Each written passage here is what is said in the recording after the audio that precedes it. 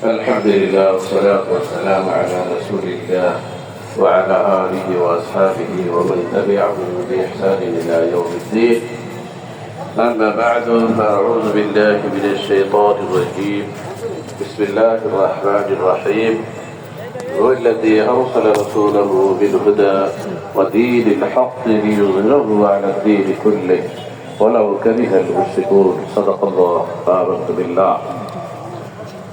হেফাজত ইসলাম বাংলাদেশ সিঙ্গার শাখা কর্তৃক আয়োজিত আজকের এই মহা সমাবেশের সম্মানিত সভাপতি, মঞ্চে আছেন বুজুর্গ উলামা হযরত, সমবেত হয়েছেন দিন প্রিয় সর্বস্তরের দিনী ভাইয়েরা, সালামুল্লাহি আলাইকুম ওয়া রাহমাতুল্লাহ। সম্মানিত হাজিরিন, আপনারা জেনে থাকবেন রাসূলুল্লাহ সাল্লাল্লাহু আলাইহি ওয়াসাল্লামের 23 বছরের নববী জিন্দেগীর দুটো অংশ মক্কি ও মদনী।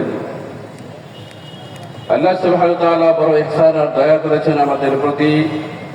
5 আগস্টের বিপ্লবের মাধ্যমে আমরা মদিনী জিন্দেগিতে অবস্থান করছি নিশ্চিতভাবে। কি বলেন?